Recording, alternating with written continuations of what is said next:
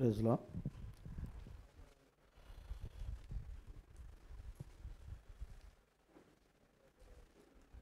Ruth గ్రంథము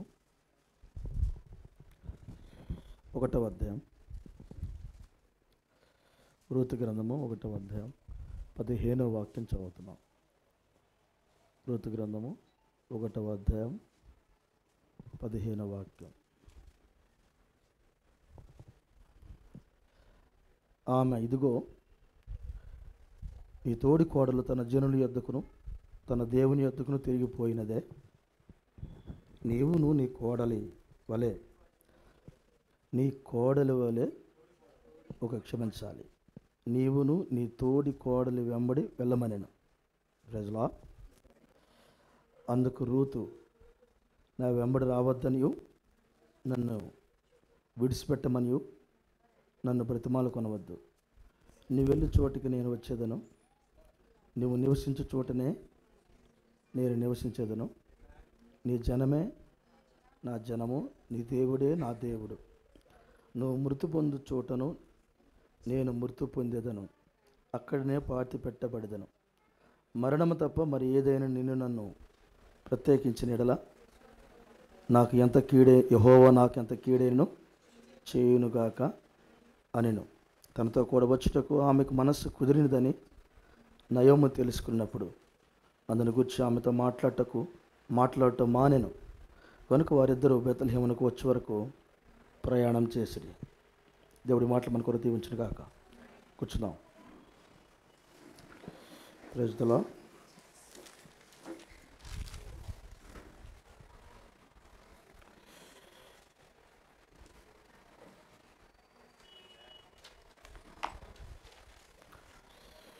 praise the lord. ప్రభు మనం దీవించును గాక. ఆమేన్.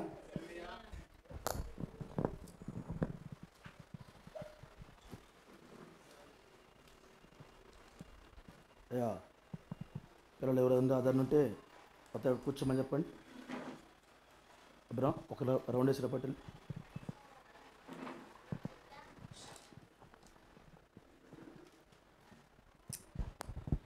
Praise the lord.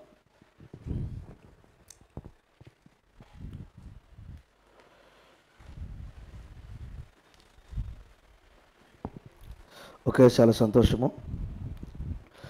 ప్రభు రాత్రి భోజనకు వచ్చిన మీ అందరిని బట్టి కూడా ప్రభు నామం స్తుతింపబడును గాక. ఈ మధ్యకాలంలో గొంతులు సహకరించట్లేదు. రాబోతున్న దినాలు ఇంకేం పెద్దంగా అరిసే పరిస్థితి లేదేమో. ఇంకా వర్తమానం ఏంటంటేనేమో అరవాలనిపిస్తుంది. మరి ఎటువంటి పరిస్థితులు చెప్పలేం.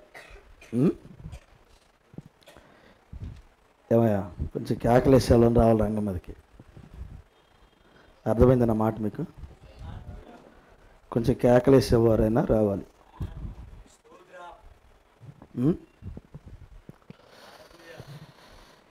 Praise the lord.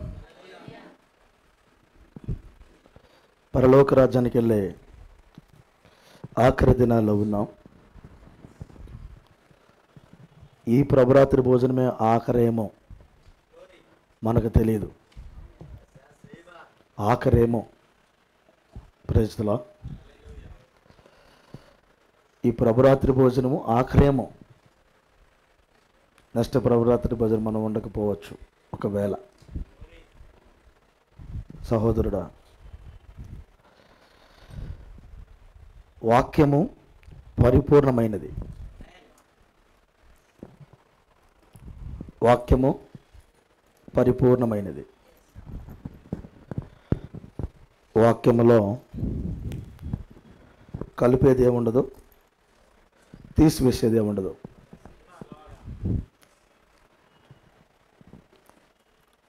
ఫస్ట్ ఒక విశ్వాసకి వాక్యం యొక్క గొప్పతనము తెలియాలి. అసలు ఎందుకు వాక్యము ఇవ్వబడింది అనే సంగతి విశ్వాసకి తెలియాలి. ఎందుకు దేవుడు వాక్యమునిచ్చాడు. గ్రంథం చదవమని, వినమని, తినమని అసలు వాక్యం ఎందుకు ఇచ్చాడు దేవుడు? ఇది విశ్వాసికి అర్థం కావాలి.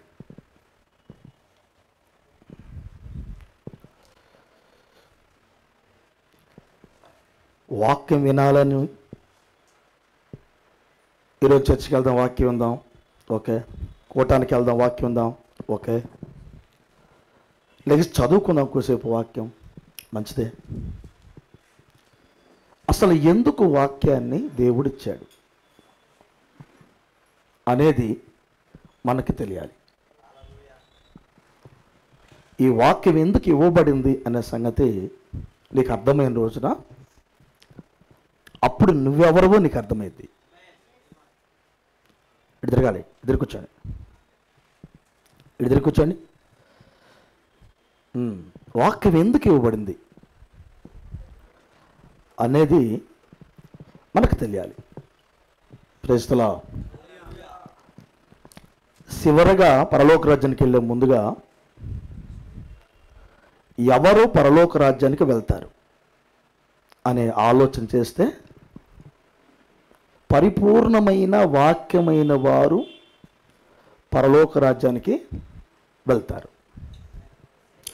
సామాన్యమైన వ్యక్తి కూడా గ్రహించేంత సింపుల్గా ఉంది. మనకు తెలుసు వాక్యమైన వాళ్ళు పరలోక రాజ్యానికి వెళ్తారు. ఇంతవరకు ఓకే. వాక్యమైన వారు అవుతారు. నెక్స్ట్ క్వశ్చన్ ఏంటంటే, అసలు నువ్వు వాక్యమేనా? అంటే నేను వాక్యమేనా? వాక్యముతో ఉన్నానా? వాక్యంగా మారుతున్నానా అనే ప్రశ్నలు రావాలి. ఇప్పుడు వ్యక్తిగతంగా నీకు వాక్యము అర్థం చేయవలసిన బాధ్యత దేవునికి ఉంది. వాక్యం ఎప్పుడు వ్యక్తిగతంగానే మాట్లాడుద్ది. వాక్యం ఎప్పుడు వ్యక్తిగతంగానే మాట్లాడుద్ది. అర్థమవుతుందా? వ్యక్తిగతం కాకుండా ఈరోజు మనకి ఇవ్వబడిన, అన్ని జనులకి ఇవ్వబడిన మెసేజ్ ఏంటంటే వ్యక్తిగతం. Praise the lord. ఎట్లా? వ్యక్తిగతంగా ఇవ్వబడింది. వ్యక్తిగతంగా దేవుని వాక్యము మనం పరలోక రాజ్యానికి వెళ్ళటానికి, అంటే సిద్ధపరచడానికి దేవుడు వాక్యాన్ని ఇచ్చాడు. ఇది వ్యక్తిగతంగా బయటపడాలి. వ్యక్తిగతంగా ఆ వాక్యంతో నీకు బంధం ఉండాలి. దీన్ని కొంచెం లోపలికి మీరు వెళ్ళండి, ఓకే. ఇప్పుడు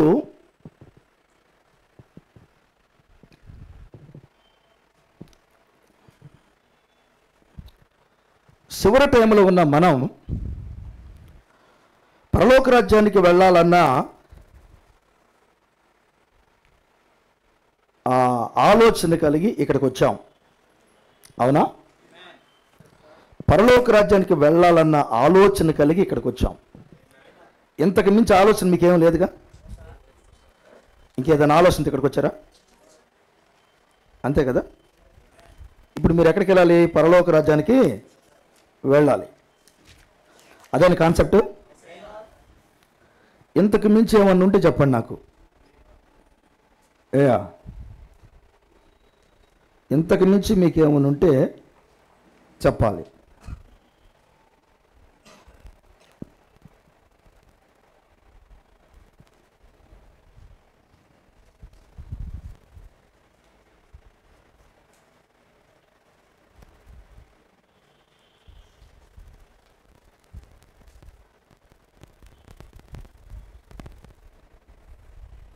ఓకే. అంటే ఎందుకు ఎంత డైరెక్ట్గా మాట్లాడాను నేను? అసలు వాక్యం ఏందో నీకు తెలియకుండా ఎన్ని సంవత్సరాలు చర్చిలో ఉండే సుఖమేంటి? అందుకు అడిగా నేను. వాక్యం ఏందో నీకు తెలియకుండా ఎన్ని సంవత్సరాలు నువ్వు చర్చిలో ఉన్నా నీకు ఉపయోగం ఏంటి? నీకు సంపూర్ణ వాక్యం అర్థం కాలేదనుకో, ప్రశ్నలు ఉంటాయి లోపల. వర్తమానం ఏం చెప్పిందంటే విశ్వాసకి ప్రశ్న లేదు. విశ్వాసకి ప్రశ్న ఉండదు. బైబిల్లో ప్రశ్న వస్తే సమాధానం బైబిల్లోనే ఉంటుంది, కానీ అంతకుమించి విశ్వాసకు ప్రశ్న ఉండదు. అంటే చర్చిలోంచి పారిపోయిన ప్రశ్నలు ఉండవు. అందుకే నీకు వాక్యం అర్థం కావాలి. నీకు వాక్యం అర్థమైతే ప్రశ్న ఉండదు. Praise the lord. వాక్యం పరిపూర్ణం, వాక్యం పరిపూర్ణం. ఇప్పుడు నువ్వు వాక్యం కోసమే ఇక్కడికి వచ్చావు. ఇంకా అంతకుముందు ఏమైనా ఉందా? వాక్యం కోసం వచ్చావు నువ్వు. నేను కూడా వాక్యం కోసం వచ్చాను. ఇప్పుడు మీ లోపల ఉన్న తప్పులు నేను లెక్క పెట్టుకోవటం నాకు అవసరమా? అవసరమా? అసలు నా డ్యూటీయా? మీ లోపల ఉన్న తప్పులు, ఆ అమ్మాయి ఎట్టాడిది, ఈ అమ్మాయి ఎట్టాడిది, ఆ అబ్బాయి ఎట్టాటోడు, ఈ అబ్బాయి ఎట్టాటోడు అని అంటే వ్యక్తిగతంగా మాట్లాడుతున్నాను. నేను లెక్క పెట్టడం నాకు అవసరమా? నా డ్యూటీయా? కాదు. అంటే దాన్ని తీసేసే, ఇంకా అసలు దానికి సంబంధమే కాదు. వాక్య విషయంలో ఇక్కడగా నువ్వు ఏదైనా తప్పు చేస్తే నిన్ను గద్దించే హక్కు ఉంటుంది, నీకు బుద్ధి చెప్పే హక్కు కూడా నాకు ఉంది. సేవకుని చేయమన్నాడు ఆ పని. ఓకే, వాక్య ప్రకారం, వ్యక్తిగతం కాదు, వాక్య ప్రకారమే. వాక్య విషయంలో అందుకే ఉంది, మన ఇరువురికి మధ్య ఉన్న బంధం వాక్య బంధం. ఏదన్నా వాక్య విషయంలో నువ్వు తప్పు చేస్తే నేను గద్దించే బుద్ధి చెప్పే హక్కు ఇక్కడున్న కాపరికి అనగా పరిశుద్ధాత్ముడికి ఉండిద్ది. Praise the lord. కాపరి ఎప్పుడు కూడా పరిశుద్ధాత్మ నాయకత్వం కిందే ఉంటాడు. Praise the lord. అయితే ఇప్పుడు మనకి సంఘమునకు ఇప్పుడు ఏమి కావాలంటే వాక్యం పరిపూర్ణంగా తెలియాలి. ఇది లోపలికి వెళ్ళనియండి, కృప కలుగునుగాక. సంఘానికి వాక్యం పరిపూర్ణంగా తెలియాలి. వాక్యం యొక్క సంపూర్ణత నీకు అర్థం కావాలి. అప్పుడే పరిపూర్ణతలకి ఎత్తబాటులకి వెళ్తావు. Praise the lord. కృప కలుగునుగాక. ఇప్పుడు బైబిల్లో ఒక వ్యక్తి ఉన్నాడు. ఆ రోజు నెక్స్ట్ రోజు చచ్చిపోబోతున్నాడు. ఆయన నెక్స్ట్ రోజు చచ్చిపోబోతున్నాడు. దావీదు యొక్క రాజ్యంలో ఉన్నాడు అతను. దావీదు ఇంటికి పిలిపించాడు. అతని మీద ఒక పెద్ద నేరం వేయటానికి పిలిపించాడు. అప్పుడు ఆ వ్యక్తి అన్నాడు, దావీదు అన్ని ఏర్పాట్లు చేసి ఇంటికి వెళ్ళమంటే, యెహోవా జీవంతోడు, నీ జీవంతోడు నేను వెళ్ళనయ్యా అన్నాడు. మందసం యుద్ధరంగంలో ఉండగా నా సేవకుడిని యోవాబు సైన్యాధిపతిగా యుద్ధంలో ఉండగా నేను ఇంటికి వెళ్ళి నా భార్య దగ్గరికి వెళ్ళి నా ఇంటికి వెళ్ళి సుఖంగా నేను ఆనందించడం నాకు అవసరం. అది నాకు ఆ మనసు లేదయ్యా. నాకు అసలు మనసు లేదయ్యా. నన్ను క్షమించు, నేను వెళ్ళలేను. నేను ఇక్కడే పడుకుంటానయ్యా.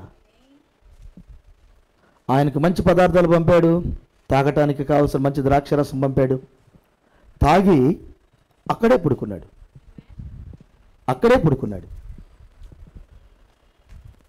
కబురు పంపింది ఏంటంటే అతను వెళ్ళి ఇంటికి వెళ్ళమను, తన భార్య దగ్గరికి వెళ్ళమను.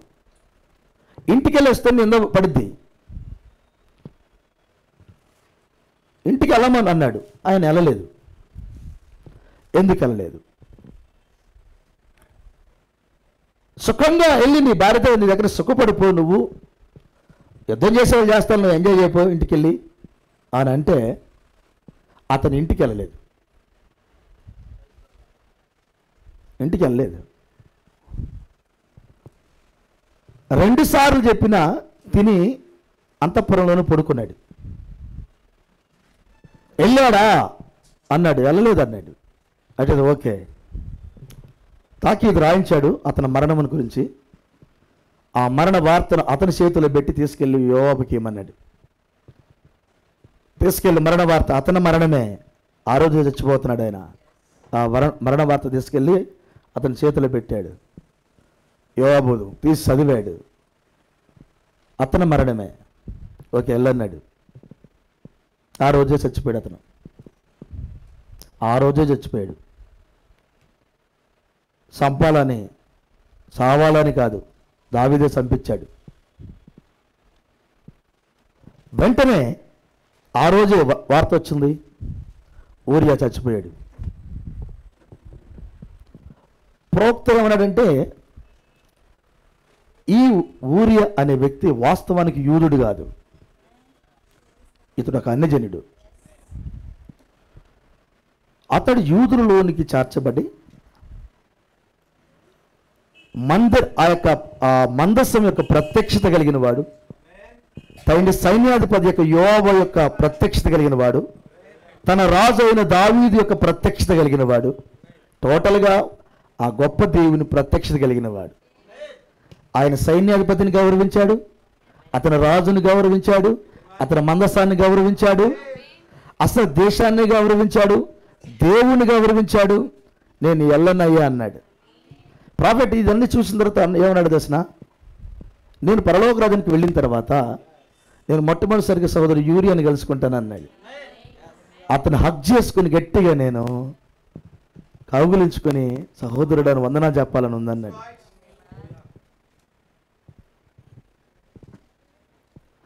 ఇప్పుడు చెప్పిన వాటిలో ఇక్కడ కూర్చున్న మీకు ఏమన్నాయి అన్న, ఈ వాక్యం ఎడలో మీకేమన్నాయి? ఇప్పుడు నీకు ఒక వర్తమానం ఇచ్చాడు కదా దేవుడు, దీని విషయంలో నీకేమన్నా చెప్పు. ఈ క్వాలిటీస్ ఇక్కడ కూర్చున్న వాళ్ళు పరీక్షించుకుందాం, ఏమున్నాయి. ఇక్కడ మందసం ఉంది, ఇక్కడ సైన్యాధిపతి ఉన్నాడు, ఇక్కడ రాజు ఉన్నాడు, ఇక్కడ అధికారులు ఉన్నారండి, అందరు ఇక్కడ ఉన్నారు. యోబు దగ్గర అంటే ఊరియా కాలంలో దావీదు కాలంలో ఏవైతే ఉన్నాయో అవన్నీ ఇప్పుడు మనతోనే ఉన్నాయి. ఎంతవరకు నువ్వు గౌరవిస్తున్నావు? ఎంతవరకు నువ్వు గౌరవిస్తున్నావు? ఇది చాలా ఇంపార్టెంట్ అయ్యా. ఇంకొక పాయింట్, ఏలియా పరలోక రాజ్యానికి వెళ్తూ ఆయన అన్నాడు, నేను వెళ్తున్నానని చెప్పాడు. ఎలీషా వెంటబడ్డాడు, అంతేనా? ఎలీషా వెంటబడ్డాడు, పడ్డాడా? దేనిని ఆశించి వెంటబడ్డాడు? ఆశ ఉండాలి కదా వెంటబడటానికి. ధనాన్ని కోరుకోవటానికి ఆశ ఉంది, అతని యొక్క స్థితిగతులు చాలా ఉన్నాయి, అవన్నీ కోరుకోవటానికి అది ఉంది. వెంటబడ్డాడు, వెంటబడి వెళ్ళాడు. ఆ ప్రత్యేకమైన ఆ ప్రయాణాన్ని దేవుడు చాలా చక్కగా వ్రాసి పెట్టాడు. ఆ ప్రయాణాన్ని దేవుడు రాశాడు. ప్రతి మజిలీ దగ్గర ఏలియా ఏమన్నాడంటే, నువ్వు రావద్దు అన్నాడు. ఈయన అంటాడు నేను వస్తానంటాడు. నువ్వు రావద్దు అంటాడు, నేను వస్తానంటాడు. ఇక్కడ నువ్వు రాలేవు అన్నాడు, నేను వస్తానంటాడు. ఈ స్వరం ఏమనుందా నీ లోపల?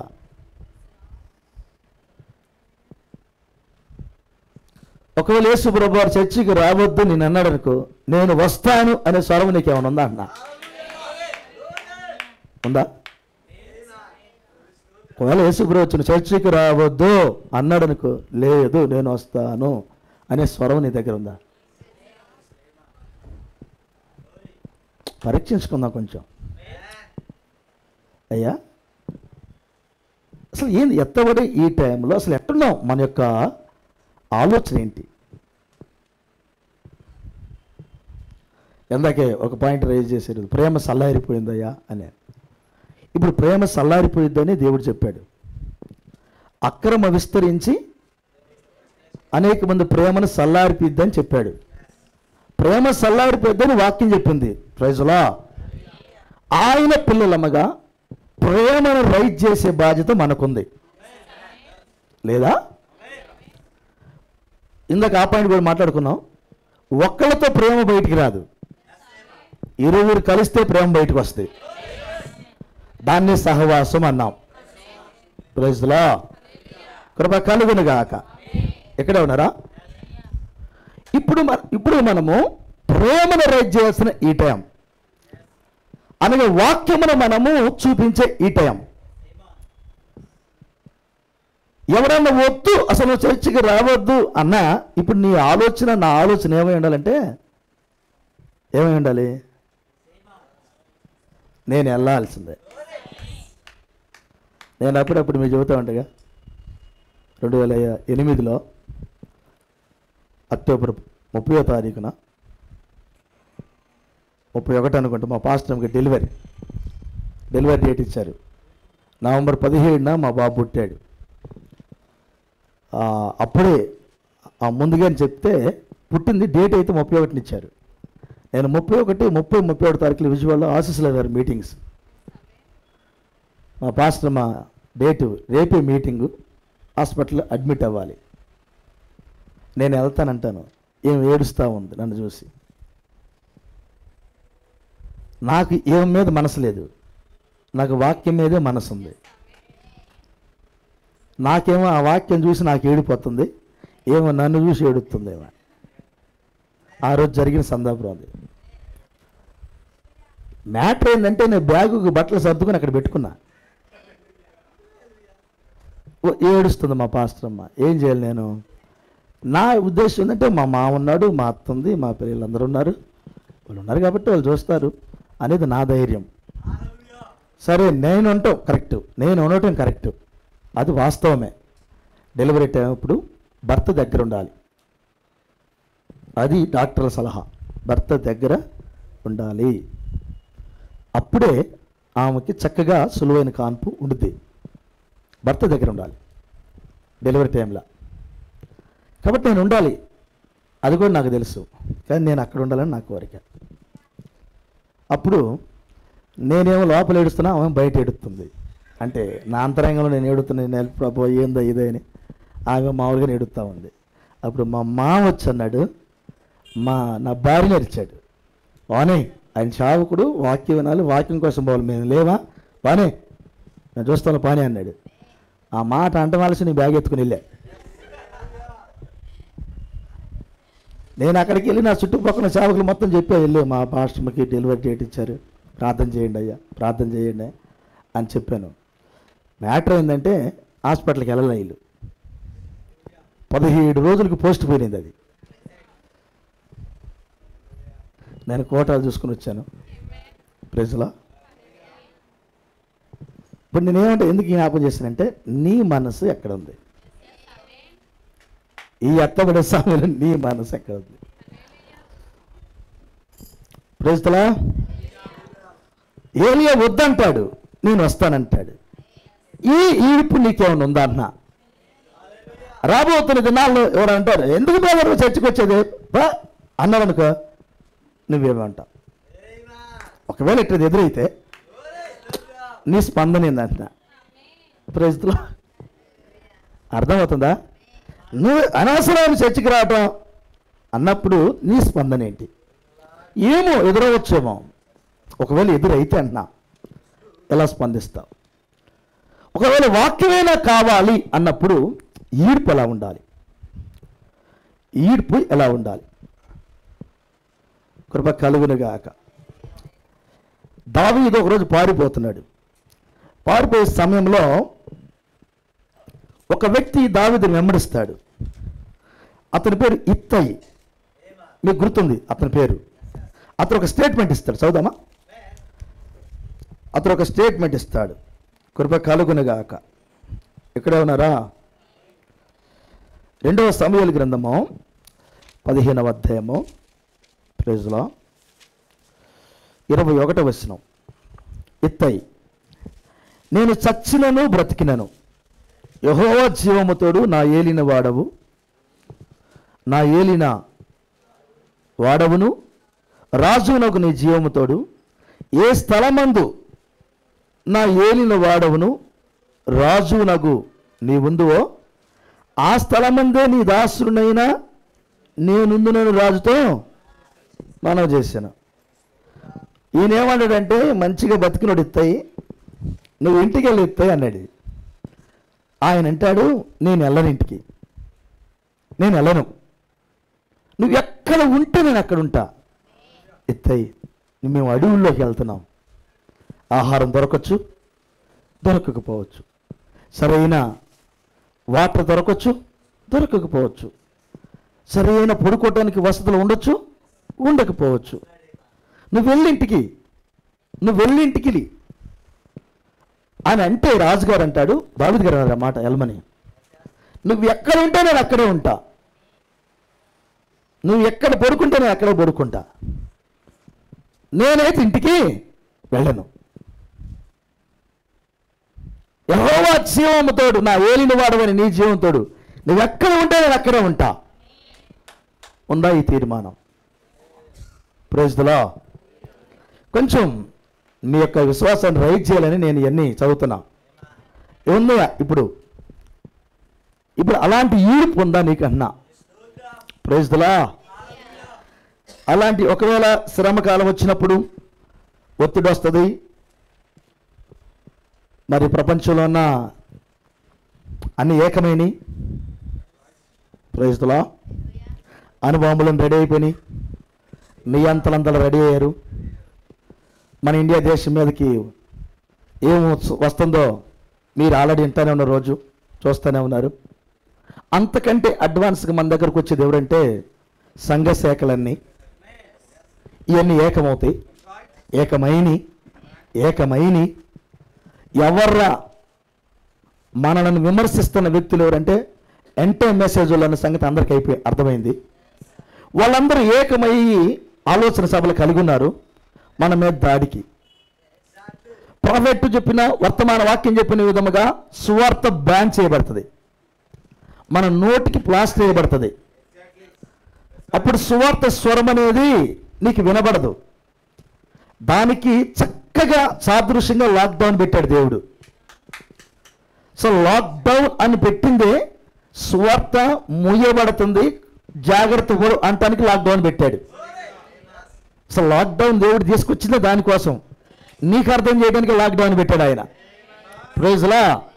అంటే రాబోతున్న దినాల్లో సువార్త బ్యాన్ చేయబడుతుంది. ఇప్పుడే వర్తమానాలు చదువు, ఇప్పుడే చర్చికి రెగ్యులర్గా రా, ఇప్పుడే బైబిల్ రెగ్యులర్గా చదువు, ఈ సమయంలోనే ప్రార్థన ఎక్కువగా చెయ్యి, ఈ సమయంలోనే సువార్తకి ఏదైనా చేయాలనుకుంటే చెయ్యి. లాక్డౌన్ అయిన తర్వాత పాస్టర్ గారు ఒక 50,000 రూపాయలు నేను ఫోన్పే చేస్తున్న పాస్టర్ గారు, సువార్త కూడా అక్కడ పెట్టాడు పాస్టర్ గారు అంటే ఎవడు చేయడు. అవి బ్యాంకులోనే ఉంటాయి. అయ్యా ఎవడు చేయడిక.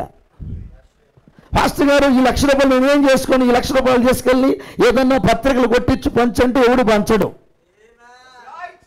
అవి బ్యాంకులోనే ఉంటాయి. Praise the lord. ఇది రాబోతుంది.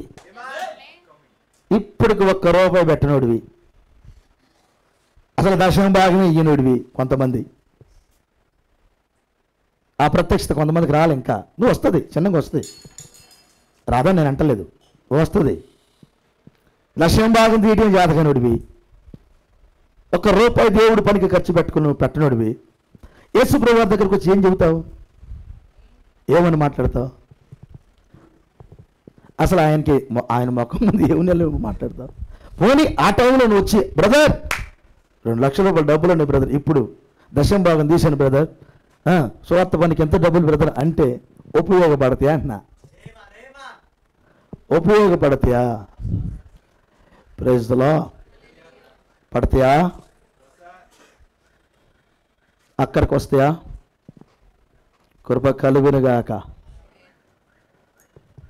ప్రవక్త మనకు స్టేట్మెంట్ చెప్తాడు. నోవాహు ఓడలోకి వెళ్ళిన తర్వాత నోవాహు డోర్ని అందరు కొట్టారన్నాడు. ఏమని కొట్టారు అన్నాడంటే, నువ్వు చెప్పిందంతా మేము చేస్తాం, డోర్ తీయని. అదే మనకు రాబోతుంది. డోర్ అప్పుడు ఓపెన్ అయిందా? ఓపెన్ కాల. ఇప్పుడు ఓపెన్ అయిద్దా? ఓపెన్ కాదు. ఆ టైం వచ్చిన దాకా నువ్వేం చేయకపోతే నీ పరిస్థితి ఏంటి? హెచ్చరిక చేయవలసిన డ్యూటీ నాది. చేయకపో, అది నీది. దానికి నేనేం చేయలేను. Praise the lord. ఈ రాత్రి వేళ దేవుడు మిమ్మల్ని దీవించును గాక, కృప కలుగును గాక. ఒకవేళ వాక్యము బ్యాన్ అయిందో అన్నప్పుడు నీ పరిస్థితి ఏంటో చూసుకో. మరొకసారి నేను చెప్తున్నాను, వాక్యం అంటే ఏంటో నీకు పరిపూర్ణంగా తెలియాలి. ఓకే, నేను లోపలికి వెళ్ళండి అండి, ధ్యానించండి వాక్యాన్ని. కృప కలుగును గాక. Praise the lord. ఇప్పుడు వద్దాం మన యొక్క సబ్జెక్ట్కి. జస్ట్ 2 మాటలు అని చెప్పి నేను ముగిస్తాను. రూతు గ్రంథానికి ఇప్పుడు వద్దాం. రూతు గ్రంథము 1వ అధ్యాయం 15-16 వచనాలు చదివాం మనం. ఓకేనా? 16వ వచనం. ఈ సెల్ ఫోన్లో చదివిన దానికి మన బైబిల్లో చదివిన దానికి తేడా ఉంటుంది. అభిషేకం కూడా తేడాగా ఉంటుంది. గమనించారు మీరు ఎప్పుడన్నా?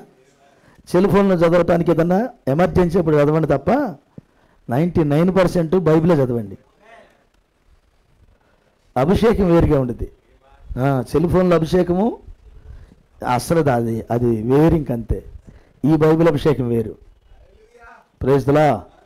నేను అనుకున్నాను అప్పుడు, ప్రభువా ఎందుకు ఆ బైబిలే కావాలని వీళ్ళు కోరుకుంటారు, నాకు అర్థమైందయ్యా.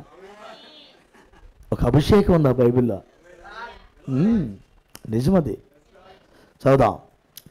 ఎందుకంటే ఈ బైబిల్ తర్జుమా చేసింది, వ్రాసింది, ప్రింట్ చేసేవాళ్ళు చిన్నోళ్ళు కాదు. ఎంతో త్యాగాలు చేసిన వాళ్ళు ఆ పనులు చేస్తున్నారు. బైబిల్ ప్రింట్ అయ్యి 250 రూపాయలకి, 200కో 300కో ఈరోజు మనకు వస్తుంది. అంటే మామూలు బైబిల్లో ఇంకా ఖరీదు ఉన్నాయి అనుకో, అంతకంటే ఎక్కువైన ఖరీదైనవి వాళ్ళు త్యాగాలు చేసి పంపుతున్నారు. బైబిల్ సార్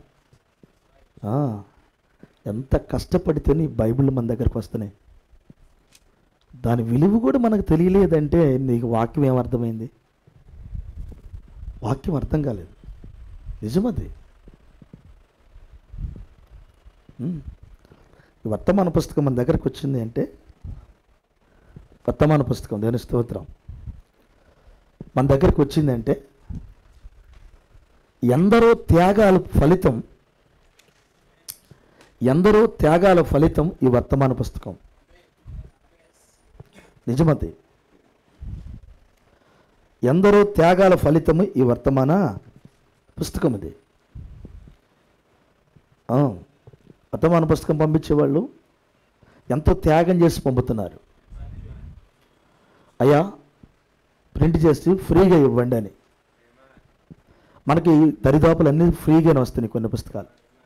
కొంతమంది మన దగ్గర ఉన్న వాళ్ళు తర్జుమా చేసి వాళ్ళు ఖర్చు పెట్టుకుని వేసి, వారు కూడా లాభాలు చూడకుండా పుస్తకం అందాలని వాళ్ళు ఖర్చు పెట్టిన డబ్బులు వారికే ఇంకొక పుస్తకం ఖర్చు పెట్టే దానికోసం ప్రింట్ చేసినప్పుడు అది 20 రూపాయలు 15 రూపాయలు నీకు కాస్ట్కి ఇస్తారు.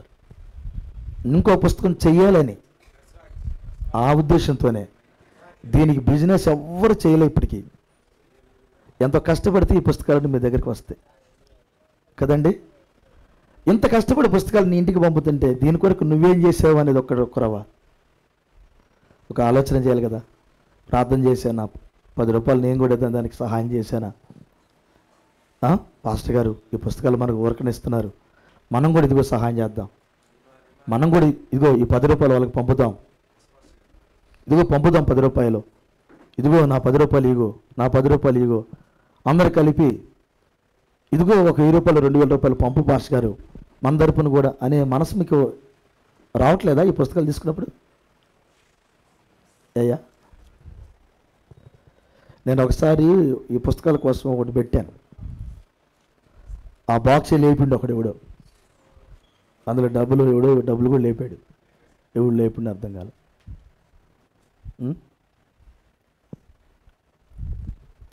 అంటే మీకు ఆలోచన రావట్లేదా? రావాలి కదయ్యా, కనీసం రావాలి కదయ్యా. పరలోక రాజ్యం కోసం మనం వెళ్తున్నప్పుడు వాటి ఆలోచన చేయాలి కదా. మరి అవి కూడా చేయట్లేదంటే మేమేమనాలి అయ్యా? ఊరికి మనం ఇవ్వట్లేదు కదా, ఆహారం పెడుతున్నారు, కనీసం దాన్ని మనం స్పందించాలి కదా. కృప కలుగును గాక.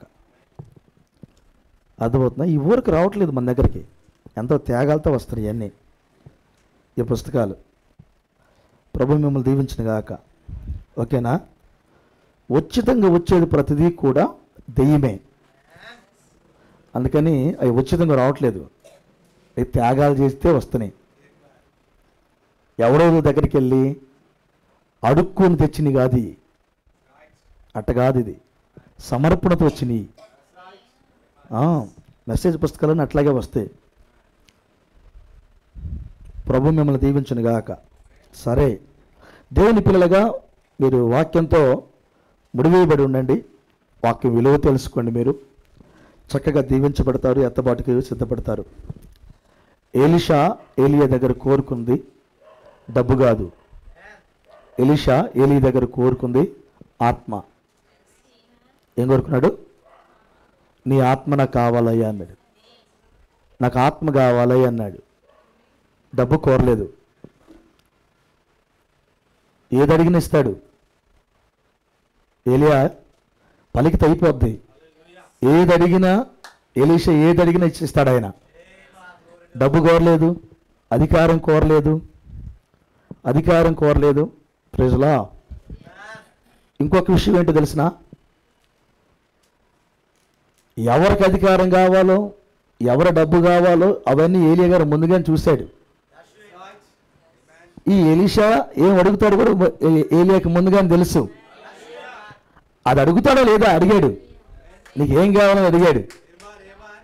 ఎలీషా ఏది అడుగుతాడు కూడా ఏలియాకి తెలుసు ముందుగా. ఎందుకంటే ముందుగానే దర్శనం చూశాడు ఆయన. అసలు అది అడుగుతాడా లేదా అని చూశాడు, అడిగాడు దాన్నే. డబ్బు అడుగుతాడేమో, లేకపోతే మనసుగా వెళ్ళిద్దామని చూస్తే నాకు డబ్బు వద్దయ్యా, నాకు పేరు ప్రఖ్యాతులు వద్దయ్యా, నాకు రాజరికం కూడా వద్దయ్యా, నాకు పెత్తనం కూడా వద్దయ్యా. ప్రైజ్లా. ఇటనొచ్చా నాకు సంఘ పెద్ద కూడా వద్దయ్యా. ప్రైజ్లా. నాకు అసలు ఏం వద్దయ్యా. ఏం కావాలి? నీ ఆత్మ కావాలి. సాక్షిగా ఉండటానికి నీ ఆత్మ కావాలయ్యా. జీవాన్ని అందించడానికి నీ ఆత్మ కావాలయ్యా. ప్రైజ్లా. ఏం ఆశించలే ఎలీషా, ఏం ఆశించలే ఎలీషా. దేవుని స్తోత్రం. నిస్వార్థమైన హృదయాన్ని దేవుడు చూస్తాడు. నిస్వార్థమైన హృదయాన్ని దేవుడు చూస్తాడు. గుర్తుపెట్టుకో. సొలొమోను గారు ఏం ఆశించలేదు, జ్ఞానం ఇవ్వు అన్నాడు. ఆ తర్వాత వేరు, అతని పరిపాలన తర్వాత రకరకాలుగా వెళ్ళిపోయినది వేరు. కానీ అతను నిస్వార్థంగా అడిగాడు. అప్పుడు ప్రభువారు అంటాడు, నువ్వు ఒక జ్ఞానం అడిగావు కాబట్టి అన్ని ఇస్తున్నానన్నాడు ఆయన. అది నిస్వార్థం. అది ఎలీషా అడిగాడు, ఒక అయ్యా ఆత్మ 2 పాలు అయ్యా, నీ సేవ చేయాలి నేను, నీ సాక్షిగా ఉండాలి నేను. దేవునికి స్తోత్రం. అప్పుడు ఆయన అన్నాడు 2 పాలు ఆత్మ ఇచ్చాడు ఆయన. ఆమేన్. కృప కలుగును గాక. సార్ ఎక్కడ ఉన్నారా? భూమి మీద ధనమును గురించి స్టేట్మెంట్ ఇచ్చిన వ్యక్తి ఎలీషా. చదువుదాం. భూమి మీద ధనమును గురించి స్టేట్మెంట్ ఇచ్చిన వ్యక్తి ఎలీషా. 2వ రాజుల గ్రంథం 5వ అధ్యాయం. ప్రైజ్లా. సార్ ఇక్కడ ఉన్నారా? కృప కలుగునుగాక. ఆమేన్.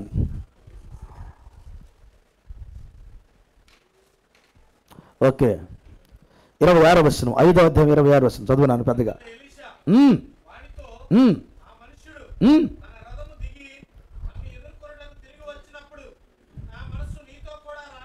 అబ్బా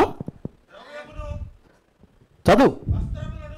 ద్రవ్యమును, వస్త్రములను, ఒలీవ చెట్ల తోటలను, ద్రాక్ష తోటలను, గొర్రెలను, ఎడ్లను, దాసదాసీలను సంపాదించుకున్నటకు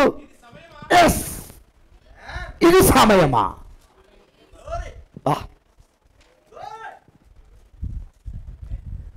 వాక్యాన్ని వదిలిపెట్టి అన్ని సంపాదించుకోవడానికి ఇది సమయమా? నువ్వు డబ్బు కోసము, వెండి కోసము, వస్త్రం కోసం వెళ్ళావు గెహజీ. నువ్వు వెళ్ళిన వెంట నా మనసు రాలేదా అన్నాడు. బా అంటే ఏ నేత్రంతో ఉన్నాడు ఆయన? రెండు లోకాలు చూస్తున్నాడు ఆయన. ఒకే సమయంలో 2 లోకాలు చూస్తున్నాడు ఆయన. ప్రైజ్లా. నువ్వు డబ్బెంత పరిగెడుతున్నప్పుడు నా మనసు నీతో రాలేదయ్యా అన్నాడు.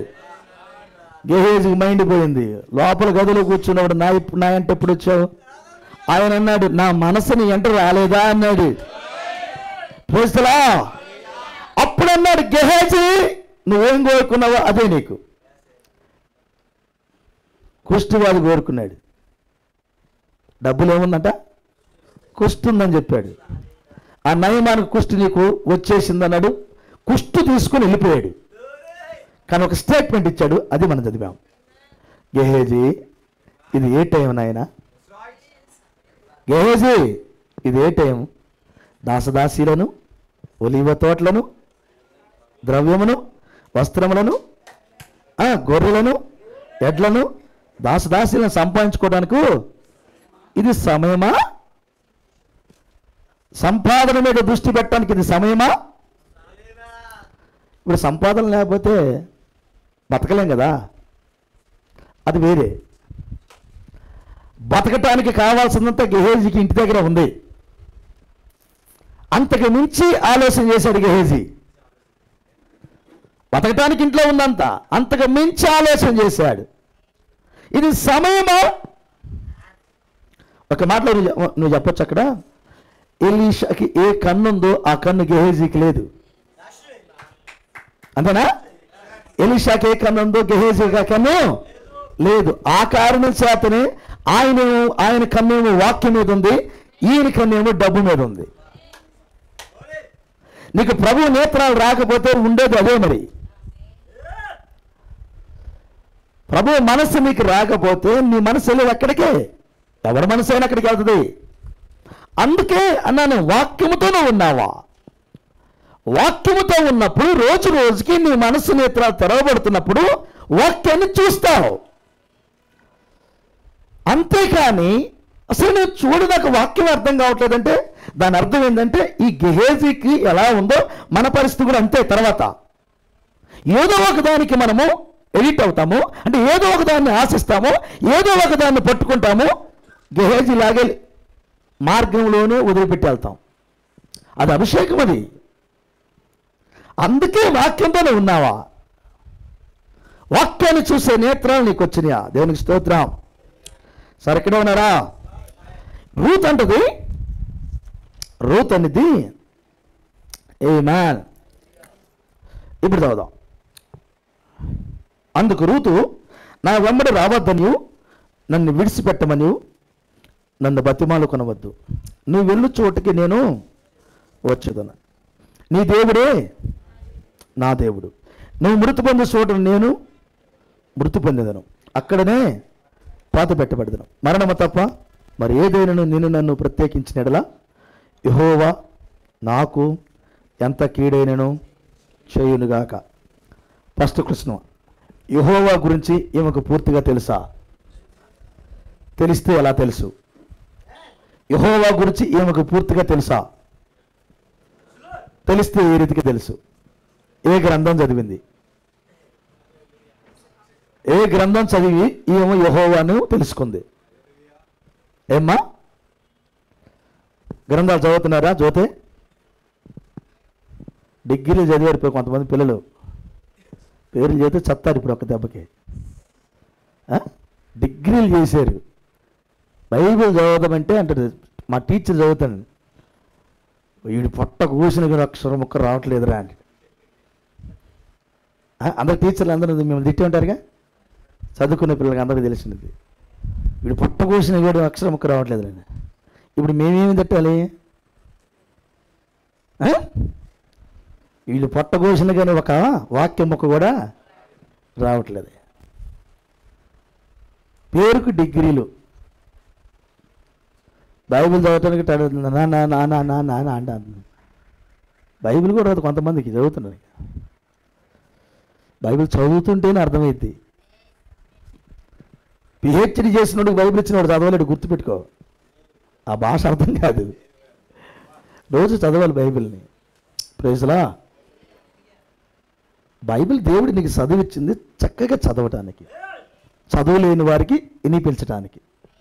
చదువయ్యా అని, చదువయ్యా వెంట పడతా ఉన్నాం మేము. చదవరాయా? ఏం తీసుకోవాలి? పౌలన్నాడు, నేను బెత్తంతో రావాలా అన్నాడు. అన్నాడా? అయ్యా నేను అంటలేదు, ఆయన అన్నాడు బెత్తం తీసుకొని రావాలా అన్నాడు. ఏదో ఒకరోజు బెత్తం తీసుకురావాలి మరి. ప్రైజ్లా. ఇక బెత్తం తీసుకోకపోతే కుదిరేటట్లేదు మరి. అయ్యా బెత్తం తీసుకోకపోతే కుదరదట్లేదు, బైబిల్ చదవట్లేదు, ప్రార్థన చేయటం లేదు. పైకి వచ్చి మెసేజ్ బిలీవర్స్ మేము పాస్టర్ గారు, మేము మెసేజ్ బిలీవర్స్ పాస్టర్ గారు. పొట్ట కోసిన ఒక వాక్యం లేదు, ఒక్క వాక్యం కూడా లేదు.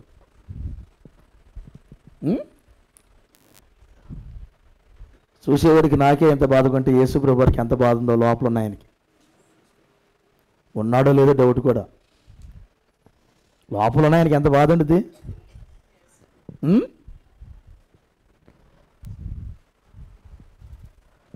పెళ్లి చేసుకునేవాడికి అర్థమైద్ది. పక్కన చూసాడు, ఏదిరా కమ్మన భార్య దొరికిందిరా నీకు అంటాడు. వాడికి తెలిసిద్ది ఇది కమ్మన భార్య, కంపు కొట్టే భార్య కదా. బైబిల్ చెప్పింది అలాంటి భార్య దొరికి తట్టిండుతోనని. కమ్మన భార్యలు కూడా ఉన్నారు, కమ్మన భర్తలు ఉన్నారు, కంపు కొట్టే భార్యలు ఉన్నారు, కంపు కొట్టే భర్తలు కూడా ఉన్నారు. దొరికిందని ఒకటి వాళ్ళకే తెలుసు. ఒకరోజు చూసి వెళ్ళి బలి ఉందయ్యా బలి చేసినట్టు ఒకరోజులో ఏం తెలిసి దీనికి బలే రోజు ఉంటే కదా ఆమె సంగతి తెలిసేది, రోజుంటే ఆయన సంగతి తెలిసేది. ప్రేస్తులా కృప కలుగును గాక. ఒకరోజులో ఏమర్థం కాదు మనకి. అట్లాగే ప్రభువు యేసుక్రీస్తు రోజు నీతో ఉన్నప్పుడు నీకు ఆయనకి నీకు తెలియదా? ఇప్పుడు ఆయన్ని అడగాలి ఖచ్చితంగా మనం. ఏందా అయ్యా ఈయన సంగతి అంటే ఆయన కరెక్ట్గా రిపోర్ట్ ఇస్తాడు. ఇవ్వాలి కొన్ని రేపైనా ఇస్తాడులే, జరిగేది అదే. కానీ దేవుని స్తోత్రం. రూతు యెహోవాను తెలుసుకోవటానికి యెహోవా గురించి ఎక్కడ చదివిందంటున్నా?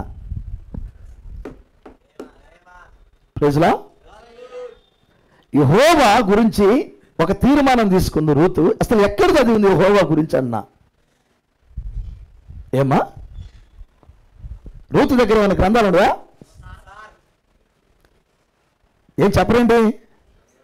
రూతు యెహోవా నాకు ఎంత కీడైన చెయ్యును గాక అంది కదా. ఏ గ్రంథంలో చదివిందంటున్నా? ఏ గ్రంథంలో చదివింది? ఎక్కడ చదివింది? ఆ యెహోవా నాకు ఎంత కీడైన చెయ్యును గాక అనే మాట ఆమె యూజ్ చేసింది, ఉపయోగించింది. ఎక్కడ చదివింది ఆ యెహోవా గురించి అని ఆలోచన చేస్తే, యెహోవా గురించి చదివింది గ్రంథంలో కాదు, వాళ్ళ అత్తలో చదివింది. ఎవరిలో చదివింది? వాళ్ళ అత్తలో చదివింది. మరి నీ లోపల కూడా చదివేది ఏదో ఉందా అన్న? ఇప్పుడు అసలు ఆమెకన్నా చెప్పలా, నీకు చెప్పిండు నువ్వు పత్రికని, నిన్ను చూసేయడం చదువుతున్నాడా అన్న కదయ్యా. నువ్వు రాయబడి అయ్యా దీనికి చదువు అవసరంలా, నాకు చదువు లేదు పాస్టర్ గారు అవసరంలా, నాకు అది తెలియదు పాస్టర్ గారు అవసరంలా, విశ్వాసం చాలు, వ్రాయబడిన పత్రికవి, నమ్మితే చాలు, వ్రాయబడిన పత్రికవి, వాక్యస్వరం వినగలిగిన సెవింటే చాలు, వ్రాయబడిన పత్రికవి. వాళ్ళ అత్తలో చదివింది యెహోవా ఎలా ఉంటాడు అని. వాళ్ళ అత్తలో చదివి తీర్మానం తీసుకుంది. ఆమేన్. ఇప్పుడు మనం మాట్లాడుతున్నాం. ప్రవక్త మనకు చెప్పాడు, రూతు గ్రంథంలో ఒక రూతు అనే గ్రంథమే వ్రాయబడటానికి కారణం రూతు చేసిన తీర్మానం ఒకటి, 2 రూతు చేసిన సేవ, 3 రూతు తీసుకున్న విశ్రాంతి, 4 రూతు పొందిన బహుమానం. ఈ 4 పాయింట్లు చెప్పాడు ఆయన. మనం ఎన్నోసార్లు చెప్పుకునే విషయాలు. ఒకటి తీర్మానం తీసింది, 2వది సేవ చేసింది, 3వది విశ్రాంతి తీసుకుంది, 4వది బహుమానం పొందుకుంది. 3 కాడ ఆగలా. పరిపూర్ణత ఏంటంటే బహుమానం పొందటం, బహుమానం కూడా తీసుకుంది. Praise the lord. అంటే ప్రయాణం చాలా చక్కగా సాగింది. ఓకే. ఏ మజిలీలో ఆమెలో రిమార్కులు లేవు. అబ్బా, ఏ మజిలీలో రిమార్కులు లేవు. ఇప్పుడు తీర్మానం తీసుకునే కాడ మనం ఉన్నాం. తీర్మానం 1వ అధ్యాయం జరిగిందన్నాడు. అసలు ఏ విషయం అర్థమయ్యి తీర్మానం తీసుకుంది? ఇప్పుడు చదువుదాం. మీకు కొన్ని విషయాలు అర్థమవుతాయి. ఇప్పుడు అంటే తిరుగుతూ, నా వెంబడి రావద్దని నన్ను విడిచిపెట్టమని నన్ను బతిమాలు కొనవద్దు, రావద్దని అనొద్దు అత్తమ్మ, దయచేసి ఈ మాట అనొద్దు, నేను వస్తాను. ఇది ఎలా ఉందంటే ఏలియాను వెంబడించినట్టే ఉంది, ఎలీషా అన్నట్టే ఉంది. అంతేనా? రావద్దని నువ్వు అనొద్దయ్యా, నేను వస్తానయ్యా. రావద్దని అనొద్దు, నేను వస్తాను. ఆన్సర్ ఏంటంటే ఈమెకు మనస్సు కుదిరింది అని చెప్పింది నయోమి. ఏం కుదిరింది? ఏం కుదిరింది? ప్రైజ్లా, మనసు కుదిరింది, శరీరం కాదు. అత్తమ్మ 10 ఎకరాల పొలం ఉందా? మీ ఊర్లో 10 ఎకరాల పొలం ఉందా? పోని 10 సెంట్లు ఇల్లు అని ఉందా? ప్రైజ్లా.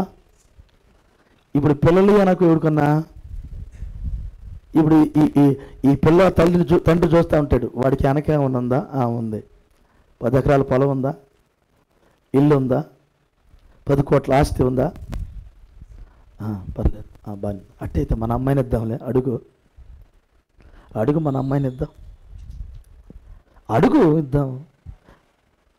ఆ పక్క ఎట్టయినా సంబంధం పోగొట్టుకోగాకు.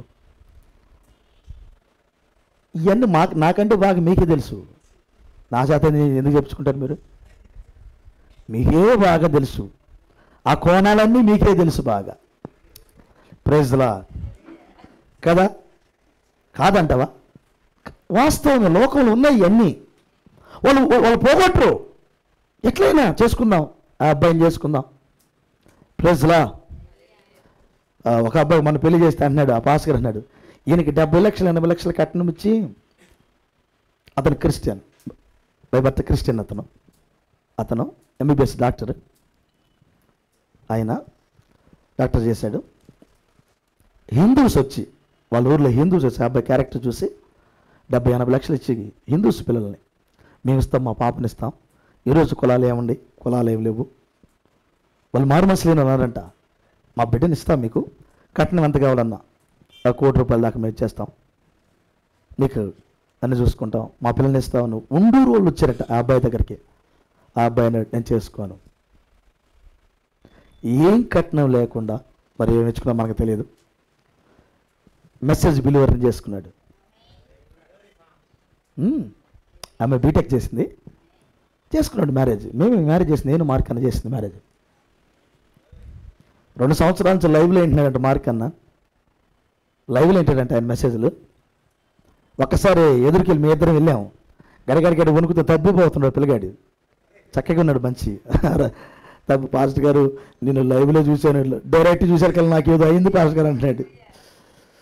ఓకే ప్రేర్ చేసాం, తీసుకొచ్చాం, చేసి మ్యారేజెస్ పంపాం చక్కగా.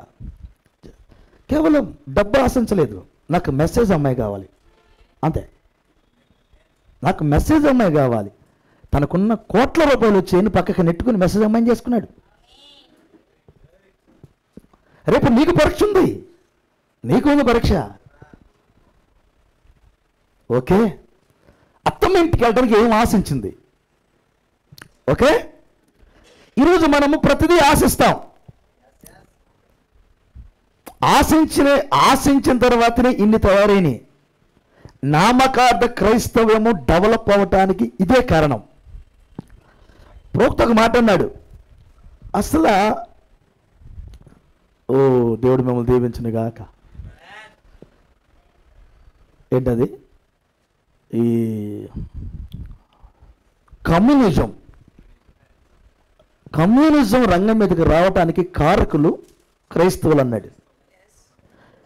నామకార్థ రోమన్ క్యాథలిక్ క్రైస్తవ్యము వాళ్ళు డబ్బులు ఆశించి చేసిన చెత్త పనుల కొరకు పుట్టిందే కమ్యూనిజం అన్నాడు.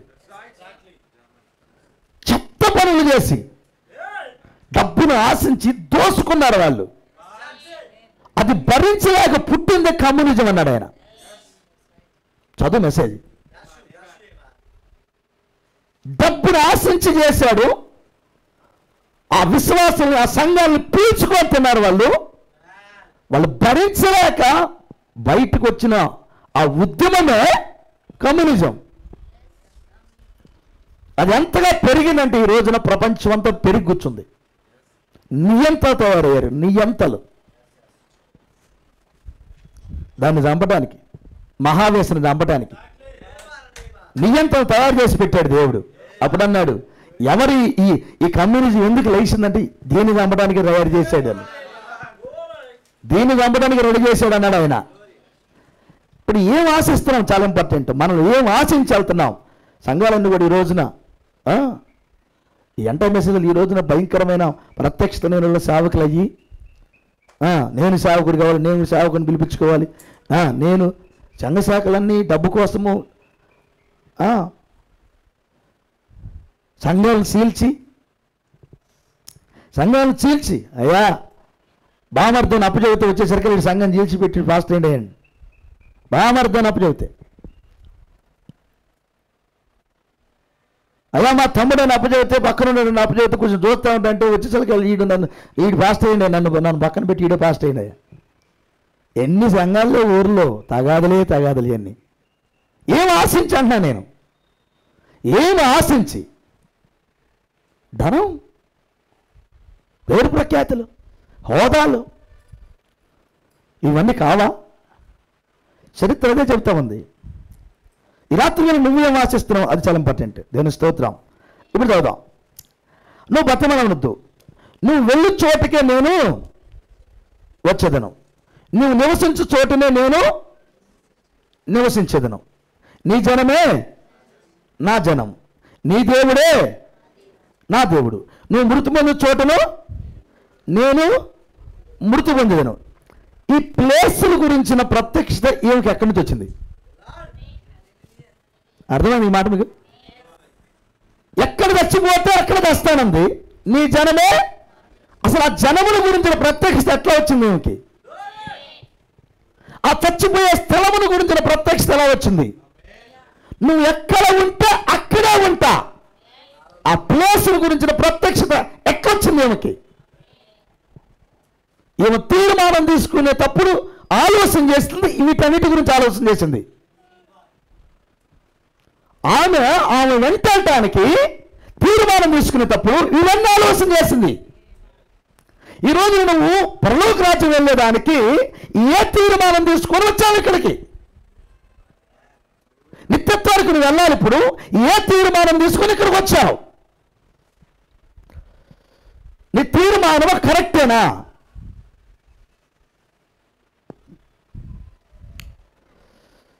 ఈ ప్రత్యక్షత నీకు లేకపోతే ఒక్కని మైలు చావలేదు. ఈ తీర్మానం సరిగా లేకపోతే నెక్స్ట్ పొలములో ఉన్న పని లేదు. అసలు నీకు పొలములు పరిగెరే పనే లేదు నీకు తీర్మానం సరిగా లేకపోతే. చేను తిరిగి పరిగెరే ఓపికలేక నీకు లేదు. ఒక చేను నుంచి ఇంకొక చేనుకి వెళ్ళేటప్పుడు ఉద్యమంతో వెళ్ళి పరిగెరింది. ఏది ఉద్యమం? ఏది ఇప్పుడు? ఇక్కడ కూటమయ్యా అక్కడ కూటం అంటే ఉద్యమం ఏదన్నా? మీకు అందరికి అర్థమైంది. ప్రేమ చల్లారిపోయింది, ప్రేమ చల్లారిపోయింది, మీకు అందరికి అర్థమైంది. సరే, నేను చల్లారిపోయేదానికి నీరు పోయమని చెప్పట్లే నేను. అది రగిలేదానికి ఏమైనా కట్లేయటానికి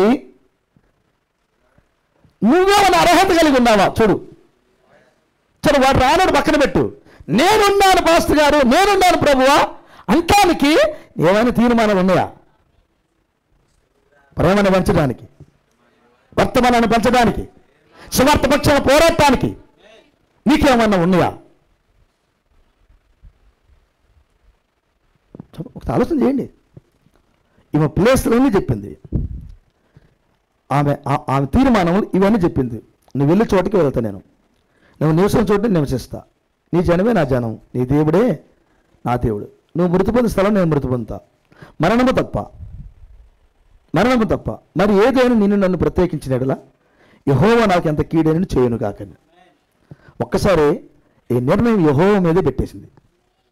ఇప్పుడు యెహోవా ఎంతగా తెలిస్తే ఈ నిర్ణయం తీసిందాన్ని. ఇది ఇంపార్టెంట్. ఈ నిర్ణయం కానీ సరిగా లేకపోతే ఆమెకు బహుమానం, ఆమెకు చావలేదు, ఆ తర్వాత విశ్రాంతి లేదు, ఆ తర్వాత బహుమానం లేదు, ఇవేం జరగవు అసలు. ఆమె బహుమానం పొందుకునేదాకా నిద్రపోలా. నెక్స్ట్ నువ్వు చదువుతాం 2వ అధ్యాయంలో చావ, 3వ అధ్యాయంలో విశ్రాంతి, 4వ అధ్యాయంలో బహుమానం. నిద్రపోలా. ఒక మాట ఉంది, వాళ్ళ ఆ దేశానికి వెళ్ళేటప్పుడు ప్రవక్త ఒక మాట అంటాడు, తన స్వజనులను తన సొంత దేశాన్ని వదిలిపెట్టి అక్కడికి వచ్చింది ఆమె చేసిన మొట్టమొదటి త్యాగం. మీరు గమనిస్తే ఇదే త్యాగము విశ్వాసుల తండ్రి అబ్రహాం గారు చేసి వచ్చాడు. ఆ సీన్సే ఈమెలకు వచ్చినట్టున్నాయి. అసలు ఫస్ట్ స్టెప్ తీసుకునేటప్పుడే స్వజనులను ఆ సొంత భూమిని వదిలిపెట్టి వచ్చింది. ఈ మాటను బోయాజు మరలా ప్రస్తావన చేస్తాడు 2వ అధ్యాయంలో. ఇంత త్యాగం చేసి వచ్చామని బోయాజు అంటాడు. తన స్వజనులను సొంత దేశం వదిలిపెట్టి రావడం చిన్న విషయం కాదు. అది త్యాగం చేసే వచ్చింది. ఆమె త్యాగం చేసే వచ్చింది. ఈరోజు మనం అంటే మెసేజ్లో ఉన్నాము, కులమో కులమో కులమో కులమో అని చేస్తున్నాం కదా. ఉందా? పరలోక రాజ్యంలో ఏ కులం ఉంటుందో చెప్పండి అన్నాడు. ఏ కులం ఉంటుంది పరలోక రాజ్యంలో? నీ కులం ఉంటుందా? మీ కులం ఉంటుందా అన్న? మాది గోళ్ళు ఉంటారు అక్కడ? మాలలు ఉంటారా? కమ్మోళ్ళు ఉంటారా? రెడ్లు ఉంటారా అక్కడ? బ్రాహ్మణులు ఉంటారా? చెప్పు. నాయకులు ఉంటారా? మరి ఏ కులం ఉంటుంది అక్కడ? ఏమన్నా చెప్పండి, గ్రంథాలు అక్కడ ఉంటే కులం చెప్పండి నాకు. ఉందా? మరి నువ్వు కులం ఎందుకంటావు? కులం ఎందుకంటావు? నా దగ్గర కులం ఎందుకంటావు అన్నా? కులం ఆడదు పరలోక రాజ్యం. ఈ కులం ఉందంటే అందరికీ ఆ కులం దగ్గరికి వెళ్దాం. ఉందా కులం అన్నా? మరి కులం ఇప్పుడు ఇక్కడ కులం వెంట ఎందుకు పడుతున్నావు? కులం వెంట నువ్వు ఎందుకు పడుతున్నావు అన్నా? అసలు ముందు దాన్ని తీసేసుకో. ముందు దాన్ని తీసేసే. పరలోక రాజ్యంలో ఒక్కళ్ళే ఉంటాం. యేసుక్రీస్తు రక్తంలో కడగబడిన వారిని క్రైస్తవులు అన్నారు. వాళ్ళే ఉంటారు అక్కడ. ఇది కులం కాదని మన అందరికీ తెలుసు. సరే, ఇప్పుడు మనం పరలోక రాజ్యానికి వెళ్ళేదానికి దేవుని స్తోత్రం, నీకు ఒక తీర్మానం ఉండాలి కదా. ఇవన్నీ అర్థమైనప్పుడే కదా నీ దేశాన్ని నీ స్వజనులు వదిలిపెట్టగలిగేది. రూతు తీర్మానం తీసుకోవడంలో జరగబోతున్నవన్నీ ముందుగా చూసి తీసుకుంది. ఎంత ప్రత్యక్షత! నువ్వు ఎక్కడ చచ్చిపోతే, ఎక్కడ పాతి పెట్టబడితే నేను అక్కడ పాతి పెట్టబడతాను అంది. అంటే ఆమె ఎక్కడ పాతి పెట్టబడితే తిరిగి లేచిద్దో కూడా చూసింది ఆమె. నీకు ఎంతవరకు ఆ ప్రత్యక్షత రాలా? నువ్వు మా అత్త ఎక్కడ పాతి పెట్టబడితే మా అత్త లేచిద్ది, నేను కూడా అక్కడ పాతి పెట్టబడితే లెగుస్తా. ముందుగానే చూసింది ఆమె. పాతి పెడితే ఎక్కడ లెగుస్తామో కూడా చూసింది ఆమె. అందుకే అంది, వేరుగా ఉంటే యెహోవా నాకెంత కీడైన చెయ్యును గాక. నేను ఏ తీర్మానం తీశానో, ఇందులో ఏది నేను తప్పు చేసినా ఆ యెహోవా నాకెంత కీడైన చెయ్యును గాక ఓపెన్గా చెప్పేసింది. పోని ఈ మాట అన్న తర్వాత అత్తకేమైనా వ్యతిరేకంగా చేసిందా? చెప్పు. నువ్వేం చేసే బాప్తిసం తీసుకున్న రోజు తీర్మానం? అయ్యా యేసు ప్రభువు ఏం జీవితం చేస్తానయ్యా, చేస్తున్నావా? బాప్తిసం తీసుకునేది అడిగాంగా, వాక్యం నిమిత్తం జీవించాలని అడిగాంగా. మీరేమన్నారు బాప్తిసం తీసుకునేటప్పుడు ప్రమాణం? చేస్తానయ్యా, రెగ్యులర్గా చర్చికి రావాలి చెప్పామా? ఒక ఆయన గుంట్రావతల నుంచి వచ్చాడు బాప్తిసం తీసుకోవడానికి. గుంట్రావతల నుంచి వస్తే అన్నాను, నువ్వు గుంట్రావతల నుంచి వచ్చావు, నేను బాప్తిసం నీకు ఈయన అన్నాను. పాస్టర్ గారు అన్నాడు, ఈ వర్తమానం తప్ప ఇంకొకటి లేదు, అది ఇది. ఓకే, నీకు వర్తమానం అవుతుంది, బాప్తిసం ఇస్తాను. నా సమస్య ఏంటంటే నువ్వు గుంట్రావతల నుంచి నా దగ్గరికి రాలేవు కాబట్టి నేను నీకు బాప్తిసము ఇవ్వను. ఇంకెక్కడన్నా దగ్గరగా వెళ్ళే ప్రాంతం ఉంటే చూసుకో అన్నానా? జోనా వాళ్ళ చుట్టమే అన్నాను. జోనా తినండి, నేను వాళ్ళు రాలేడు. జోనా నేను ఎందుకు మరలా బాధపడాలి? ఇప్పుడు స్థపనలు ఉన్నారు, వాళ్ళు త్యాగాలు చేస్తారు అంత దూరం నుంచి. మార్క్ ఉన్నాడు, త్యాగం చేస్తున్నాడు. రవి ఉన్నాడు, త్యాగాలు చేస్తారు. ఎంత దూరం నుంచి వస్తారు వాళ్ళు? మీరు తెనాల నుంచి వచ్చారు సహోదరులు, తెనాల నుంచి వచ్చారు వాళ్ళు వాక్యం కొరకు. వాళ్ళు కూడా అనుమతించిందంటే వాళ్ళు ఇక్కడికి షిఫ్ట్ అవుతున్నాం అయ్యేటి సంగతి మాకు దగ్గరకు ఉండటానికి అంటే వాళ్ళకి అనుమతించాం. ఇంకా దూర ప్రాంతం వచ్చిన చాలామంది పిల్లలు ఇప్పుడు ఉన్నారు. వాళ్ళు వినుకొండ నుంచి వచ్చాడు సన్నీ, 40 కిలోమీటర్ల నుంచి. వీళ్ళందరూ ఎంత దూరం నుంచి వచ్చిన వాళ్ళందరూ పిల్లలు. హైదరాబాద్ నుంచి వచ్చాడు మనోడు, ఎవరు జోసఫ్ హైదరాబాద్ నుంచి, జాషువా హైదరాబాద్ నుంచి, మాటూరు నుంచి అంటే 40 కిలోమీటర్లు మధోళ్ళు. వీళ్ళంతా వీళ్ళందరూ ఎంత దూరాల నుంచి వీళ్ళందరూ వస్తున్నారంటే దేనికోసం వస్తున్నారు? వాక్యం కోసమే కదా, అవునే కదా? అతనికి అన్నానయ్యా, నీకు వాక్యం కావాలంటే డిస్టెన్స్ చూడకుండా రా అన్నా నేను. సరే పాస్టర్ గారు అన్నాడు. ఇంకా అంతే సంగతులు.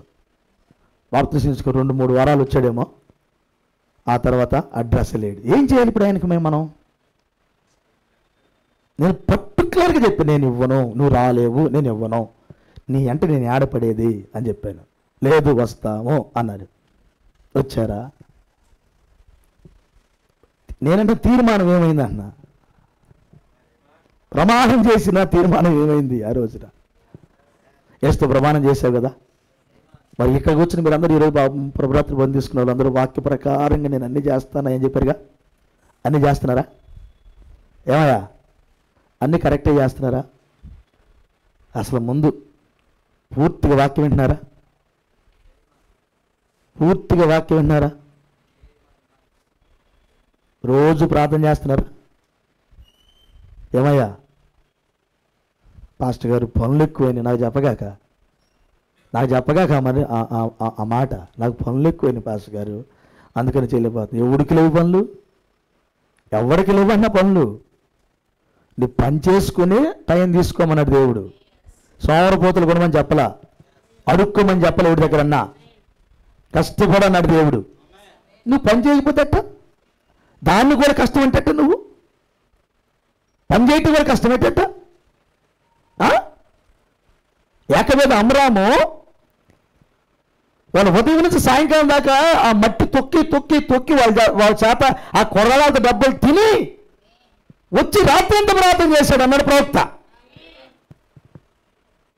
ఒక్క భాగం కూడా లేదుగా నీకు అందులో చేసే. ప్రవక్త అన్నాడు వాళ్ళ భారం అట్టుందన్నాడు ఆ అమ్రాము. ఏకవేద ఏడుస్తున్నా కానీ ప్రార్థన మానలేదన్నాడు. ఏడుస్తున్నా కానీ మోకాళ్ళ మీద ఉండి చెయ్యగలయ్యా, అయ్యా నువ్వు బలహీనుడు అవుతాయ్యా, మాకు ఆహారం పెట్టే లేరయ్యా, మేము ఎట్ట బతకాలయ్యా, 3 పిల్లలను బతకాలి, నేను బతకాలయ్యా, నీ ఆరోగ్యం చెడి తెట్టాయని అంటే వినలేదంట. నేను ప్రార్థన చేయకపోతే ఎవడు చేస్తాడు? ఇక్కడ ఎవడు చేయట్లేదు, నేను చెయ్యాలి, ఆ భారం నా లోపల పెట్టి నేను చేయాల్సిందే. ఏకభేదాన్ని ప్రార్థన చేశాడు. ఏడ్చి అతని ప్రార్థన ఫలితమే మోసే పుట్టాడన్నాడు. మరి నీకేమైంది? పని చెప్పి మెదలకుండా, పని చెప్పి చర్చికి రానంటావు, పని చెప్పి ప్రార్థన లేదు చేయలేనంటావు, పని చెప్పి బైబిల్ని చదవలేదంటావు. అది న్యాయమేనా? ప్రార్థన లేదు, సహవాసం లేదు. రెగ్యులర్ సహవాసం ఉందా? ఏమయ్యా, ఒక వారం రాలేదు, ఏదో పనులు ఉంటే రాలేకపోతారు. 2వ వారం అన్నా రావాలి కదా. కనీసం రాలేకపోయినప్పుడు పాస్టర్ నాకు బాగలేదనో, పరిస్థితి ఎట్లుండేనో ఫోన్ చేయటం కూడా కొంతమందికి ఉండదు. అసలు జ్వరం వచ్చిందనో లేకపోతే ఏదో బాధలు ఉంటాయి, ఏదో శోధన ఉంటుంది, ప్రేమ పంపించుకోవచ్చు కదా. దీన్ని ఫోన్ చేసి పాస్టర్ గారు ప్రేమ పంట ఇవ్వండి, చర్చిలో మా పరిస్థితి ఉంది అని ప్రేమ పంట ఇవ్వచ్చు కదా. చెప్తున్నాగా ప్రేమ పంట లేయా అని దేవుడు ద్వారా తెరుస్తాడు కదా. తెరవడా? తెరుస్తాడు కదా దేవుడి ద్వారా. సంఘం కూడా ప్రార్థన చేస్తుంది కదా. సహవాసం దూరంగా ఉండాలి ఎందుకు అనుకుంటావు నువ్వు? ప్రమాణం ఏంటి? రెగ్యులర్గా రావాలి.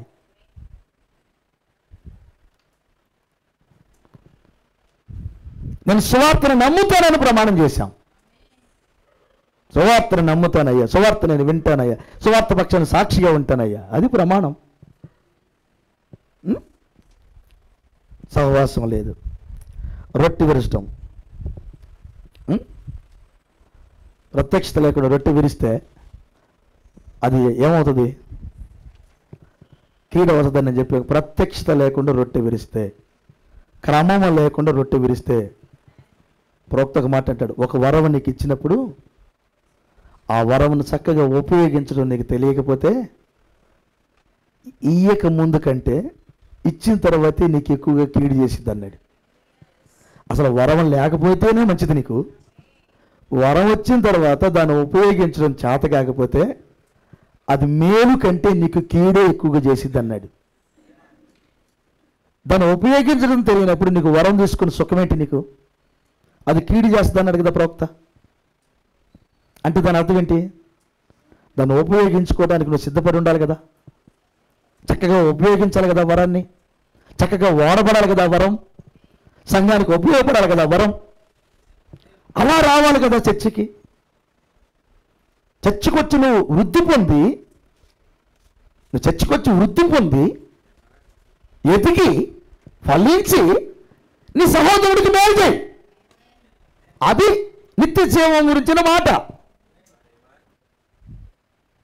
కాయలను ఏరులో లోపలికి వెళ్ళి ఆ జీవాన్ని లాగి ఒక మంచి పువ్వు పూసి కోసుకోమంటుంది, ఒక మంచి కాయ కాసి కోసుకో అంటుంది. ఆ కాయ కోసుకొని నాకేదన్నీ అందా ఎప్పుడన్నా?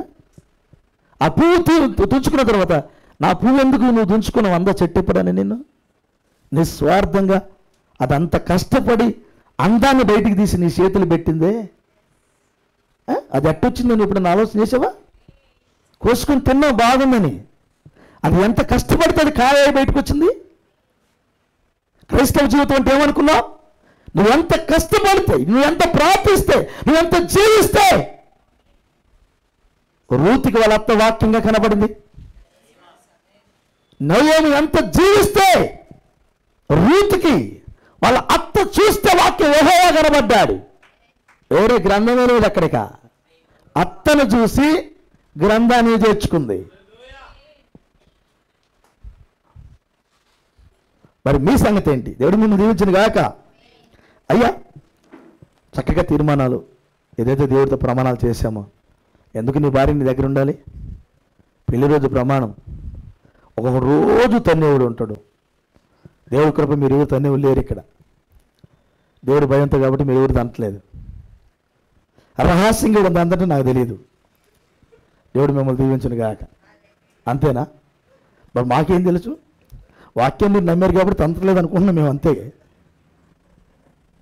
రోజు తన్నేవాళ్ళు ఉంటారు కొంతమంది. ఏం చెప్పేది బాబాయ్ చిన్నమ్మ, రోజు దాన్ని కొట్టి కొట్టి కొట్టి ఇవన్నీ కరులు కట్టిపోయినాయి. ఏం చెప్పమంట అంటూ ఉంటారు ఆడపిల్లలు ఒక ఊరైతే. నిజమే విషయం చెప్పనా? అన్ని దెబ్బలు తిన్న వాడి దగ్గరే ఉండి దెబ్బల. ఎందుకమ్మాయి నువ్వు వీడి దగ్గరే ఉన్నా ఇంకేమున్నాను చూసుకోకూడదంటే ప్రమాణం చేశాంగా అమ్మా. చూసావా సింపుల్ ఒక మాట అంది. పెళ్లి రోజు ప్రమాణం చేశాను వీడితోనే ఉంటానని. ముగ్గురు పిల్లల కన్నా మరి ఈయన వదిలిపెడితే ఇంకోటి చేసుకుంటూ వాడు ఇంకొకటి దాన్ని కూడా వస్తాడేమో. వీడు కూర్చున్నప్పుడు అంత నువ్వు లేచినప్పుడు కూడా దాన్ని కూడా వస్తాడేమో చెప్పలేం కదా. ఏదో ఒక బాధ ఎక్కడ పెడితే పోయిద్ది అని ప్రైజ్లా ఎక్కడ ఉన్నారా అని అడ్జస్ట్మెంట్లో ఇస్తారు. ఎంతమంది లేరు? పురుషులు అంతమంది లేరు. ఇదంతా ప్రమాణం. పెళ్లి రోజు ప్రమాణాలు ఆపుతాయి అన్నీ. యేసుక్రీస్తు బాప్తిసం తీసుకునే రోజు ప్రమాణం చేసావు. నువ్వు ఎంతవరకు నువ్వు కరెక్ట్గా ఉన్నావు పరీక్షించుకోవా? ఈ ప్రభరాత్రి బంధం తీసుకుంటా ప్రజలా.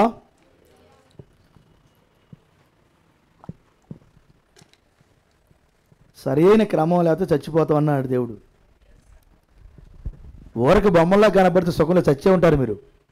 ఈ కాలంలో సావటం అంటే ఏంటంటే ఇప్పుడు చచ్చిపోవటం ఎందుకు? ఆత్మీయంగా నువ్వు బతికే శరీరం బతికే ఉంటుంది, ఆత్మీయంగా చచ్చిపోయి ఉంటాం. ఆత్మీయంగా చచ్చినోడికి వాక్యం అర్థం కాదు. అసలు చెప్పే ప్రసంగం ఒక్క మొక్క కూడా నీకు అర్థం కాదు. వీటి నుంచి పోతాయి. ఇంటికి వెళ్ళిన తర్వాత మేము అనుకుంటాం ఏం చెప్పాడు ఆయన. ఇలాంటి విమర్శలు వస్తూ ఉంటాయి. అంటే నీకు వాక్యము అర్థం కాల. అయ్యా నేను ఎప్పుడు ఒక మాట చెబుతుంటాను మీకు, ఇక్కడికి నేను వాక్యం వినటానికి వస్తూ ఉంటానని. పట్టుకున్నారు ఆ మాట మీరు? నేను కూడా వాక్యం వినటానికి వస్తానా ఇక్కడికన్నా. ఇక్కడ దొరికే వాక్యం మరి ఎక్కడ దొరకదు. అందుకని దీన్ని నేను పోగొట్టుకోవటం నా వల్ల కాదు. ఇక్కడికి వస్తేనే ఓపెన్ అవుతా ఉంటే మొత్తం ప్రైజ్లా. అందుకని ఇక్కడ వాక్యం వినే స్థలం ఇది. దేవుడు ఒక వేదికని సిద్ధపరిచాడంటే అభిషేకం కలిగిన వాక్యం అక్కడికి వస్తుంది. ఆయన పిల్లల కోసం విప్పుతాడు ఆయన. దానికోసం ఇక్కడికి వచ్చేది. దేవునికి స్తోత్రం. నువ్వు బ్రతకాలి, నేను బ్రతకాలి, మనమందరం సరిచేయబడాలి. దేవుడు మిమ్మల్ని దీవించును గాక. క్రమంగా ఉండండి. రూతు తీర్మానం తీసుకుంది. ఆ తీర్మానం తగినట్టు జీవించింది. నేను ముగిస్తున్నాను. ఆమె చక్కని సేవ చేసింది. చక్కని సేవ అంటే అసలు నేను వెళ్ళను అనే మాటలేదు. ఏం చెబితే చేసింది. అది సేవ అంటే. బాప్తిసం తీసుకున్న పిల్లలు, నీ సంపాదన అంతటిలో మరోసారి చెబుతున్నాను, ఓనమాలే అయినా చెప్పాల్సి వచ్చింది. నీ సంపాదన అంతటిలో ప్రతిరోజు దశమ భాగం తీసి ఎమర్జెన్సీగా పక్కన వేయాలి. 10 రూపాయలు వచ్చినట్టు 1 రూపాయి నీది కాదు, అది దేవుడిది, పక్కన పెట్టు. ఈ క్రమము నీకు నిత్య జీవానికి వెళ్ళే దారిని చాలా స్పష్టంగా నీకు అర్థం చేసింది. మరొకసారి, నీ సంపాదనలో 10 రూపాయలు దేవుడు ఈరోజు నీ చేతికిస్తే రూపాయి పక్కన ఇయ్యి. చదువుకునే పిల్లలు కూడా చెబుతున్నాను, మీ అమ్మోళ్ళు పాకెట్ మనీ ఇచ్చిన ఆ పాకెట్ మనీ నుంచి 10 రూపాయలు ఇస్తే 1 రూపాయి పక్కన ఇయ్యి. ఇక్కడ బాప్తిసం తీసుకునే పిల్లలు, చదువుకునే పిల్లలు ఉంటే తీసి పక్కన ఇయ్యి. అది నీకు భక్తి నేర్పిద్ది. అది నీకు భక్తి నేర్పిద్ది. వాక్య భక్తి నేర్పిద్ది అది నీకు. ఇక నువ్వు ఎంత గొప్పవాడు అవుతావంటే ఇచ్చేవాడిగా తయారవుతావు. ఎట్లా? ఇచ్చేవాడిగా. నేను ఎప్పుడు ఒక వాక్యం చదువుతూ నాకు భయం వేస్తుంది. సామెతల గ్రంథంలో ఒక మాట ఉండేది, నువ్వు దేవుడికి ఇస్తానని ఇయ్యకపోతుంటే అది ఊరైద్ది అన్నాడు. వామ్మో, ఆ మాట చదివినప్పుడు నాకు భయం పుట్టింది. అంటే దేవుడికి మనం ఒకటి ఇస్తానని వెనక్కి తీసుకోకూడదు, అది ఊరైద్ది అన్నాడు. ఏమైతే? ఊరైద్ది అన్నాడు. అది నీకు ఊరేసిద్ది, నువ్వు చంపేస్తుంది. దేవుడికి ఏదన్నా ఇవ్వాలనుకున్నావా ఆలోచన చేసివు, ఆలోచన చేసివు, అంతేగాని ఎట్టబడితే అట్ట మాట్లాడుకో అన్నాడు. ఇలాంటి వాక్యాలు చదివినప్పుడు భయం వేస్తుంది. కాబట్టి దేవాది దేవుడికి మనం రెగ్యులర్గా చేయాల్సిన ఉన్నాయి. దశమ భాగం రెగ్యులర్గా తీసుకోవాల్సినవి. అది ఖచ్చితంగా ఇంట్లో దీవెన, ఆశీర్వాదం, జీవజలపు ఓటది. అది జీవం. అది ఈ రోజున మీరు దశమ భాగం అక్కడ పెట్టి ఏం తీసుకెళ్తున్నారు ఇంటికంటే జీవాన్ని పట్టుకెళ్తున్నారు. ప్రభరాత్రి భోజనం అంటే ఏంటి? జీవాన్ని తీసుకెళ్తున్నారు ఇంటికి. అది నీకు, నీ భార్యకు, నీ పిల్లలకు, నీ కుటుంబానికి దీవెనది. ఇది ఇది ఇది ప్రాథమికమైన క్రమం. ఇవన్నీ మీరు ఎదగటానికి. ఆ తర్వాత సువార్త పనులు, ఎన్నో పనులు ఉన్నాయి. వాటిని మీ సమర్పణది, మీ సమర్పణ సార్. అదంతా మనం అది కూడా నేర్చుకోవాలి. ఒక్కసారి మనం ఇవ్వలేం. మనం ఉన్న కొలది, ఇదిగో ఇది వాడు, ఇది వాడుకో ప్రభా, ఇదిగో ప్రభా నీకు ఇస్తున్నాం అని ఉండేవారు ఇవ్వలేము మనం. గుర్తుపెట్టుకోండి, ఉన్నవాళ్ళు ఎవరెవరు ఇవ్వగలిగిన వాళ్ళు ఇస్తారు. కొంతమంది త్యాగాలు చేసే వాళ్ళు ఉంటారు. కానీ లేని మనం ఇవ్వటం నేర్చుకోవాలి. అప్పుడు ఉన్నప్పుడు దాని విలువ మనకు తెలుసు కాబట్టి ఇస్తాం. అది కూడా రోజు నేర్చుకోవాలి. ఈ క్రమం అంతా, ఈ భక్తి క్రమం అంతా నేర్చుకున్న ద్వారా ఎత్తబడే విశ్వాసంలోనికి మనం వెళ్తాం. Praise the lord. రూతు చేసిన పని అదే. తీర్మానం తీసుకుంది, సేవ చేసింది, విశ్రాంతి తీసుకుంది, బహుమానము పొందింది. ఆ బహుమానము తరతరాలకి అందించింది. ప్రభువారు బహుమానం ఇస్తే నీ వరకే కాదు, అది తరతరాలకి అందేటట్టు ఇస్తాడు. అది బహుమానం. నేను ఆ ఇంట్లో అలాంటి బహుమానం ఉండిన గాక. దేవుడు మిమ్మల్ని దీవించును గాక. తలవంచిత ప్రార్థన చేద్దాం. కృప కలుగును గాక. దేవానికి వందనాలు. రాత్రి వేళ మరొకసారి తండ్రి, ఈ పిల్లలతో మనసిప్పి మాట్లాడే కృప, సమయం మీరు అనుగ్రహించారు స్వామి. అయ్యా, ఎవరు నీకు వేరుగా ఉండకూడదు. వేరుగా ఉండి ఏం చేయలేరు. మీతో కలిసి నడవాలి తండ్రి. రూతుకు గ్రంథం లేదు, రూతుకి గ్రంథం చేతిలో లేదు ప్రభువా, అయినను వాళ్ళ అత్తయ్య జీవితాన్ని చూసి యెహోవా దేవుడు ఎలా ఉంటాడో నేర్చుకుంది. ఆ స్థలమును గురించిన ప్రత్యక్షత, ఆ సమాధిని గురించిన ప్రత్యక్షత, ఆ దేవుని గురించిన ప్రత్యక్షత, ఆ దేవుని జనమును గురించిన ప్రత్యక్షత పొందుకుంది. అందుకని ఏ తీర్మానం అయితే తీసుకొని అత్తను వెంబడించిందో ఆ తీర్మానం వదిలిపెట్టలేదు బహుమానం వచ్చిందాకా. ఈ రాత్రి వేళ ఇదిగో ఇక్కడ ఉన్న వధువు, ఈ బిడ్డలు, వారు ఏదైతే తీర్మానం తీశారో, బాప్తిస్మప్పుడు ఏదైతే తీర్మానం తీసుకున్నారో ప్రభువా, కడవరకు అది ఎన్ని కష్టాలు వచ్చినా, ఎన్ని బాధలు వచ్చినా, ఎన్ని నిందలు వచ్చినా, ఎన్ని అవమానాలు వచ్చినా మేము వెనక్కి ముందుకే వెళ్తామని తీర్మానం తీసుకున్నారయ్యా. దానికి లోబడి నీ వాక్యాన్ని జరిగించి మరణమును జయించే శక్తినిచ్చే నీ వాక్యం, మరణమును జీవముగా మార్చే శక్తి కలిగిన మీ వాక్యం, చనిపోయిన మమ్మల్ని తిరిగి లేపి ఆవలగట్టుకు తీసుకెళ్ళి ఆ శక్తి కలిగిన మీ వాక్కులు నీ పిల్లల హృదయాల్లో అవి నూరంతలుగా ఫలించునుగాక. వారు వాక్యం యొక్క గొప్పతనము గుర్తించిన పిల్లలై అయ్యా, ఆ వాక్యములో వారి స్థానంలో వారు పరిపూర్ణులు అవుదురుగాక. అట్టి కృప బిడ్డలకు దయచేయమని, ఈ ప్రభురాత్రి భోజనం అంతట్లో మాకు తోడుకుండమని ప్రభువ, సిద్ధపడిన పిల్లలయ్యా, అయ్యా తండ్రి, అయ్యా చచ్చిపోవటం మాకు ఇష్టం లేదు తండ్రి. వారు మీకు దూరంగా ఉండటం కూడా మాకు ఇష్టం లేదయ్యా. నీ పిల్లలు నీకు దగ్గర అవ్వాలి, నీ నాయకత్వం కింద నడవాలయ్యా. అందుకే నీ పిల్లలను దీవించు ప్రభువా, కృపచూపయ్యా తండ్రి. ఇదిగో ఇక్కడ తల ఉంచి నీ బిడ్డలందరినీ దీవించయ్యా. ఈ లైవ్లో ఉన్న పిల్లలు కూడా దీవించయ్యా తండ్రి. నాయన రూతు ఏ రీతిగా బహుమానం పొందుకొని నాయన రాబోతున్న తరాలకు జీవాన్ని అందించిన గొప్ప సాక్షిగా మేము చదువుతున్నాం గ్రంథంలో. ఆమె చేసిన సేవకు, తీసుకున్న తీర్మానానికి, గ్రంథమే ఆమె పేరు మీద రాయబట్టడానికి కృప చూపావయ్యా తండ్రి. ఈ రాత్రి వేళ ఇదిగో ఈ పిల్లలందరూ ప్రభువా అయ్యా వ్రాయబడిన పత్రికలై తండ్రి మా ముందున్న విశ్వాస వీరుల జాబితాను చూస్తూ, వారిలో ఉన్న క్రీస్తును చూస్తూ అయ్యా, మకాల ప్రవక్త, ఈ గడిగా పంపిన 7వ దూత అయ్యా, పరిపూర్ణ వాక్యం ఎలా ఉంటుందో చూపించిన దూత, అతని ప్రభావం, 7 దూతల ప్రభావం, ఓ దేవ, వారిలో మిమ్మల్ని చూసి వ్రాయబడిన పత్రికలమై మేము ప్రభువా మా వెనక రాబోతున్న పిల్లలకు జీవం అందించి పత్రికలుగా, ఆ వాక్యపు పత్రికలమే ఉండటానికి కృప చూపు తండ్రి.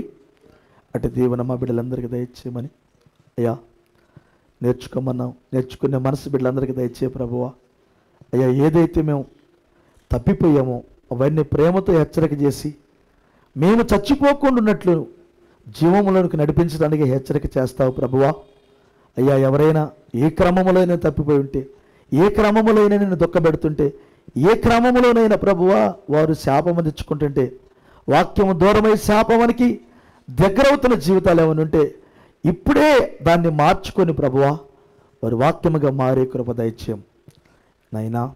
ఈ గొప్ప మాటలు మా హృదయాలు ఫలింప చేయమని, జరగబోతున్న నయనీయ మిగతా పనికి నాయన, మిగతా కార్యక్రమానికి, ఆ ప్రభురాత్రి భోజనానికి మమ్మల్ని అందరినీ సిద్ధపరచమని తండ్రి. మరొకసారి మా పాప దోషులను క్షమించి నీ శరీరం తినడానికి, నీ రక్తం త్రాగడానికి మమ్మల్ని అర్హులను చేయమని క్రీస్తు యేసు మీ నామం నడిపించున్నాం తండ్రి. Amen, amen. Praise the lord. ఒక వాక్యం చదువుకుందాం. అయ్యా మధు లేచి కూర్చొని ఒక వాక్యం చదువుదాం. Praise the lord.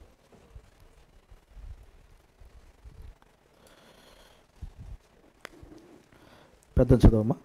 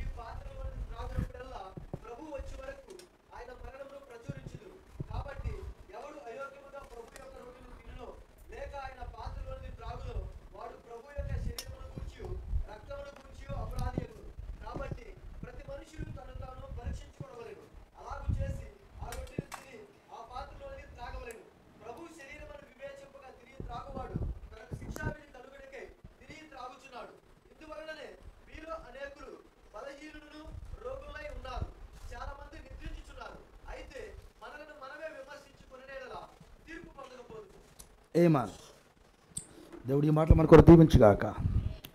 నమ్మదగిన యేసయ్య, ఈ లేఖనాలు మా కొరకు వినిపించినందుకు స్తుతులు ప్రభువు.